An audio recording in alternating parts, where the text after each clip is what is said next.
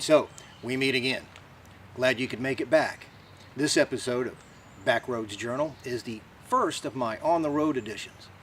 And what I hope to bring you are some stories about historical or otherwise interesting sites around the North Texas area.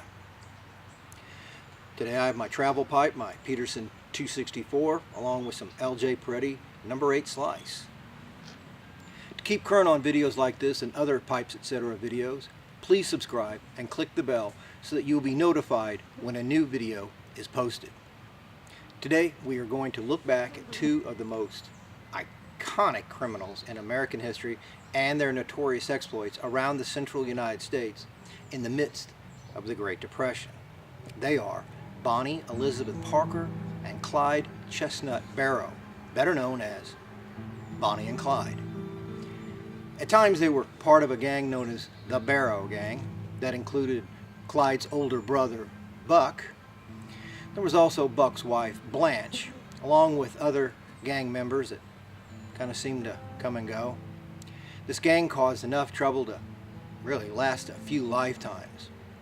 And by the end of their lives, the most famous of the gang, Bonnie and Clyde, were suspected of conducting 13 murders in total. Quite a few. The next scene you will see is when I am standing next to Clyde Barrow's gravesite at the Western Heights Cemetery in Dallas, Texas.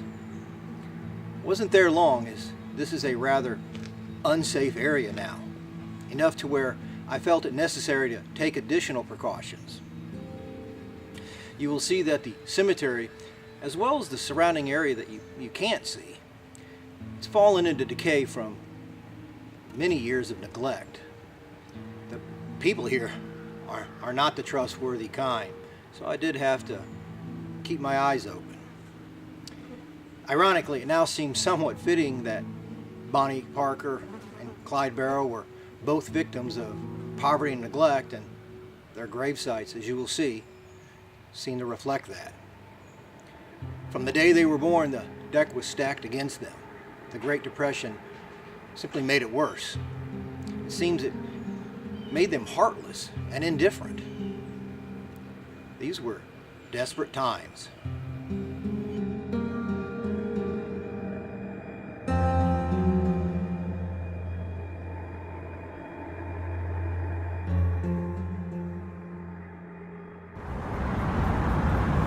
Fortunately, this will have to be a rather quick video, as this gravesite of Clyde Barrow is in a really very bad area. So I have to kind of make this quick. I apologize for the image quality and the sound quality, but like I said, precautions had to be taken because this indeed is not a very good area. So I had some other footage of the actual gravestone, which is right here, some of the other family, but I guess that's going to have to suffice. And I was hoping to get here when I didn't think many people would be around, but even early, 8 o'clock in the morning, somewhat early, there are people milling about. So this will have to suffice.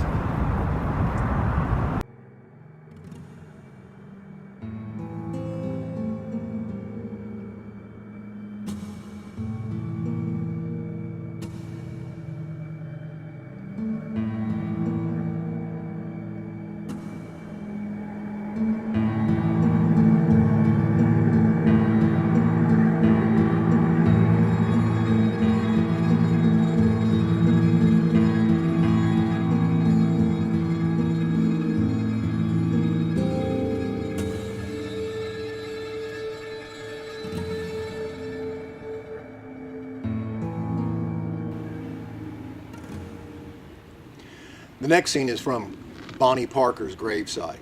Though the cemetery has been taken care of far better than where Clyde Barrow was buried, the surrounding area is also in great decline. But thankfully, not quite as severe, so I had a bit more time I didn't feel comfortable enough to set up my main camera, so instead I again used my phone. And sorry for the image and sound quality. You can see that she was buried next to her mother's grave. No sign of any other family members around. Bonnie had an older brother and a younger sister, and her father passed away when she was 4. Afterwards, her mother moved them to an impoverished area of Dallas to live with their grandparents. She was buried not too far from there. In spite of her lot in life, this pretty young girl seemed to make the best of it. Then she met Roy Thornton. Now let me fill you in on some other interesting facts about this notorious duo. Bonnie and Clyde have been portrayed as major bank robbers operating throughout the Midwest and South. They didn't spend as much time robbing banks as you think. Most frequently, they robbed people. As a duo, they were only active for about 4 years, and supposedly they robbed less than 15 banks. Some of the banks were even robbed more than once. It says a lot about security back then. Despite all efforts, they usually got away with very little, and in one situation, as little as $80. Some of the bank robberies were conducted by Clyde and his criminal associate, Raymond Hamilton. Supposedly, Bonnie would sometimes drive the getaway car, but in other instances, she was not involved in the robbery plot at all, remaining at a hideout while the rest of the gang did the dirty work. Their legend may be bigger than life, but Bonnie and Clyde were both short. It was only the movies that made us think that they were tall. The average height for women and men back in those days were 5'3" and 5'8" respectively. In reality, Bonnie was only 4'11" and Clyde was 5'4".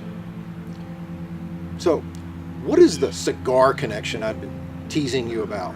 Well, one of the most famous pictures of Bonnie Parker shows her holding a pistol, her foot up on the bumper of a Ford, and a cigar clamped in her mouth as if she was Edward Robinson in Little Caesar.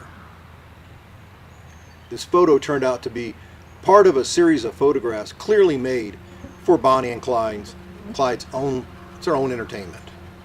Clyde had once said Bonnie smoked cigarettes, but while taking photographs, he gave her his cigar to hold. She thought it would be funny to make that pose. Actually, it was known she preferred Camel cigarettes.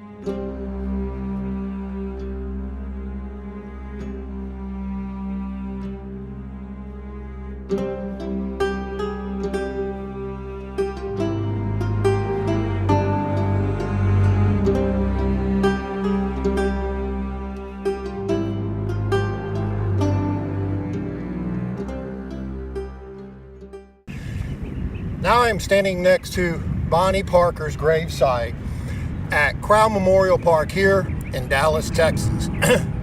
A lesser known fact is that Parker got married when she was only 16. Her husband's name was Roy Thornton, and he had been a classmate of hers here in Dallas. Bonnie had little prospect of doing much beyond waiting tables or working as a maid, so marriage was sort of a way out. However, the marriage was a disaster. Roy was a thief and a cheat, and he was usually drunk and acted abusively. Roy's eventually caught up in one of his robberies and ended up with a 5-year prison sentence. He was still in prison when he heard of his wife's death in the company of the notorious Clyde Barrow. Bonnie had died with her wedding ring still on her finger. Divorce was not much of an option for a well-known fugitive. Clyde met Bonnie back in 1930.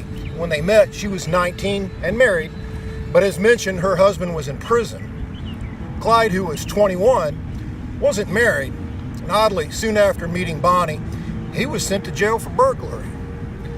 Using a gun Bonnie smuggled to him, Clyde escaped, and he later was recaptured and sent back to prison.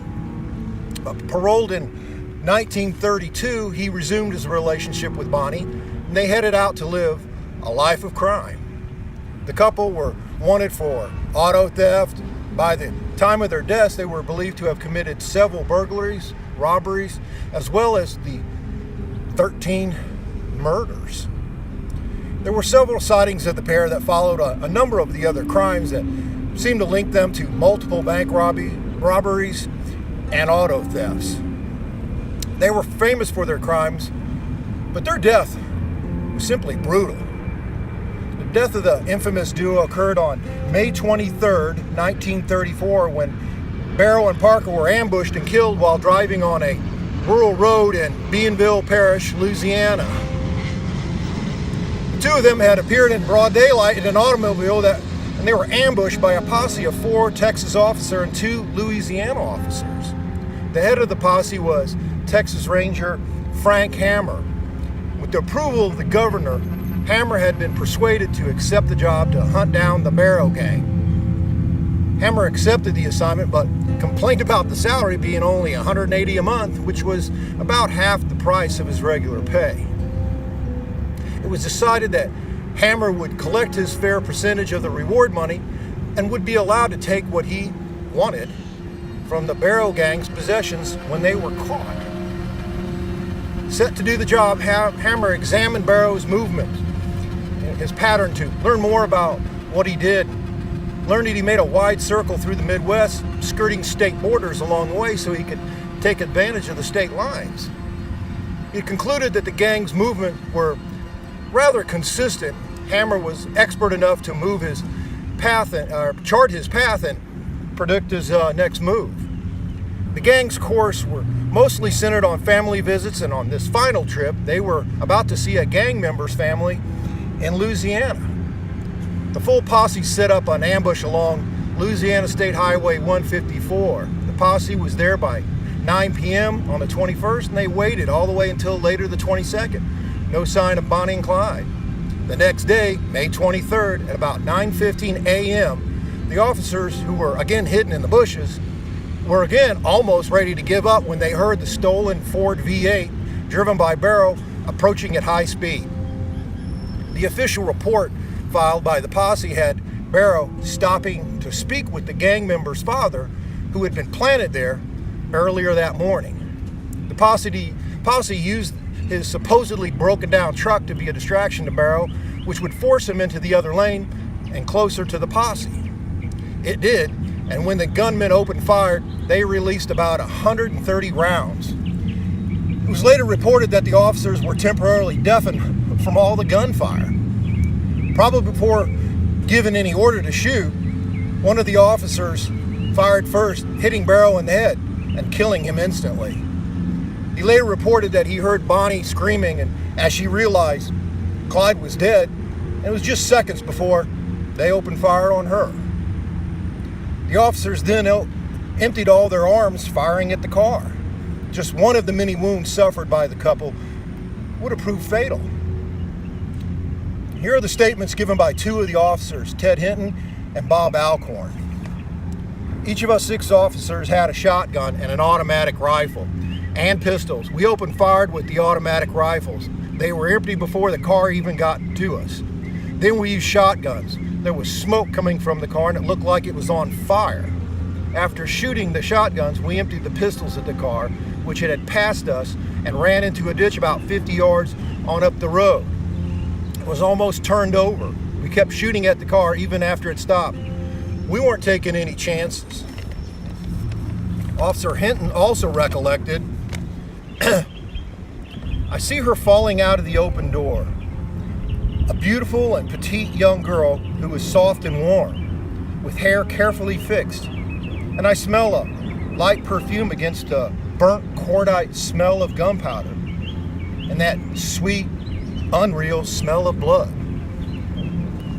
News about the ambush traveled quickly after the officers drove into town to call their bosses. The ambush site caused a crowd to start gathering, and the two officers who were left to guard the bodies lost control of the crowd.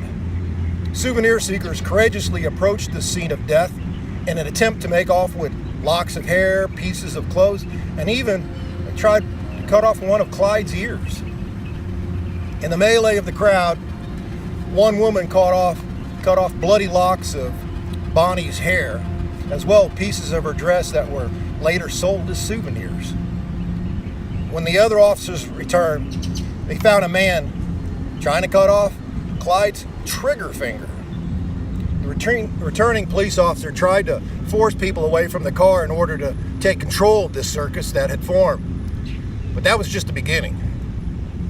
Just hours after the news of their death, the small town of Arcadia in northwest Louisiana, with an estimated population of only about 2,000, suddenly became crowded with roughly 10,000 or more people. People arrived by foot, horseback, by buggy, and even by an airplane. The price of beer rose from 15 cents to 25 cents per bottle, and ham sandwiches, they said, sold out quickly. Henry Barrow identified his son's body, then sat in a rocking chair in the furniture store and began to weep. The coroner said he arrived on the scene. He saw two people collecting souvenirs, such as bloody pieces of the couple's clothing, shell casings, glass slivers from the windows, and more. He even confirmed that one man had an open pocket knife and indeed reached in the car in an attempt to cut off Clyde's left ear. And the parish coroner's report listed 17 entrance wounds on Clyde's and 26 on Bonnie's body. The report indicated several headshots on each, including one that had completely snapped Clyde's spinal column. The undertaker indicated he had a difficult time embalming the two bodies because of all the bullet holes in them. The fluid simply ran out like all the blood had. The Ford car, along with two bodies, was stored at Conger Furniture Store and funeral parlor in Arcadia. The inspection of Clyde's Ford revealed an arsenal of weapons, including sawed-off shotguns, semi-automatic rifles, assorted handguns, and several thousand rounds of ammunition, along with 15 sets of license plates from different states.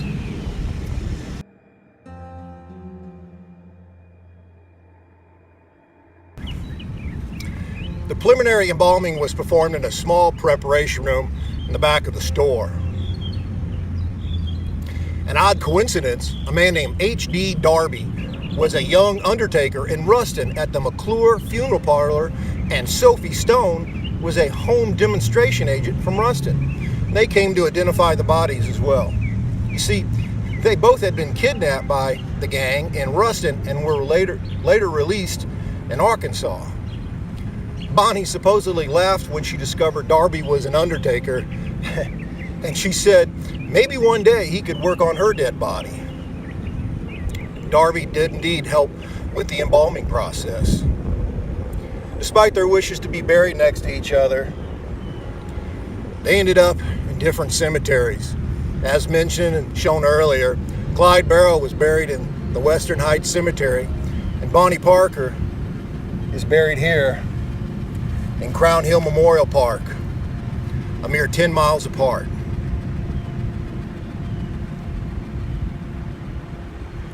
And there you have it, the legend of Bonnie and Clyde, and the cigar connection, sort of.